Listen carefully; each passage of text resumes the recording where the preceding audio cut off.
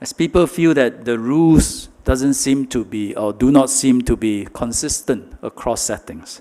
So why a big group is allowed here but a small group allowed there, why music is allowed here but music not allowed there, so on and so forth. And during this pandemic, we understand everyone miss doing something we love, whether it is meeting friends, going to parties, playing sports, or dining out. And we will wonder why it cannot be resumed, especially when we see something else resuming. So why is it that the thing I love to do cannot resume? And businesses too, they want to do business properly and not having to receive financial assistance. We share all these desires, and we will eventually get there. But during the transition, the inconsistencies and then the confusion across settings is a very difficult problem to solve. We know the extreme solutions are easy to understand. Either on one end, a freedom day where all restrictions are removed, or a lockdown where everything is disallowed. Those are very easy to understand, very consistent, but both are not the outcomes nor the solutions we want. So long as we decide we take a middle path between the extremes, we will have to allow some activities but put restrictions on others. And inevitably, this will give rise to comparisons and then perceptions of inconsistencies. But if we are prepared to live with some inconsistencies, then we have a basis to move forward. Some can move forward first, others wait for your turn next. But eventually, everyone will get there. But if we want absolute consistency, it's either Freedom Day or lockdown. And then we may end up not moving forward at all. And if we can be able to take that approach, live with some inconsistencies, then we can tackle the real challenge, which is how can we progressively reopen while keeping severe disease incidence rate and death rates as low as possible. And the key there is to protect the vulnerable, because the large majority, 98.7% today, of people infected today have mild or no symptoms.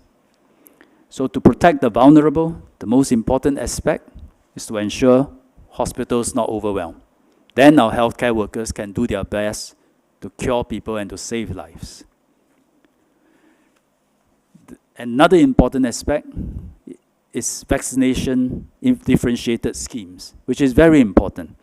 And this will help limit the exposure of unvaccinated individuals, especially seniors, to settings where they could be infected.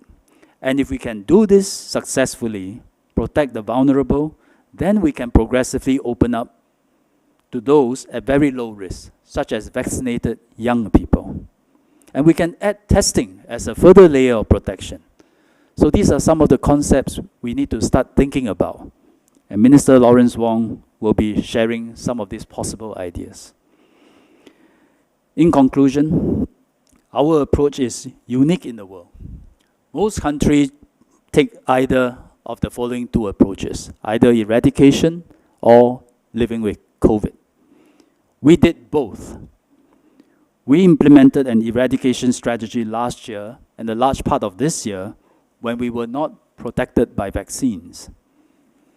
A few months ago, after we had vaccinated the large majority of our population, we moved to a living with COVID approach, but do it progressively, step by step, not with a big bang. We see many countries now living life quite normally, with quite a bit of envy.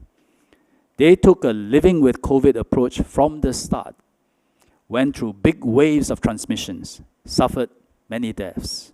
And we need to remember that today when they live normally with COVID, they paid a big price.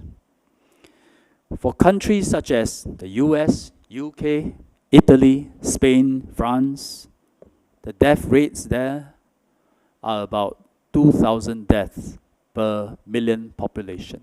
2,000. For places like Germany, Switzerland, Netherlands, is about 1,000 deaths per million population. Malaysia, which situation is fast stabilizing, is about 800, over 800. Denmark, about 460. Qatar, UAE, over 200. How about Singapore? We are currently at about 50 deaths per million population. Still rising, but thus far lower, much lower than the rest. So we have so far given our people very strong protection compared to many other countries in the world. But still, we mourn the loss of every life with their families and their loved ones, and we cannot let up the fight. So this is a difficult period as we ride through a big transmission wave, but we are making progress, and we will need to pull through together, taking care and balancing the concerns and the needs of families, of young people, students, healthcare workers, and businesses from different industries. And we thank everyone for your understanding and your support so far.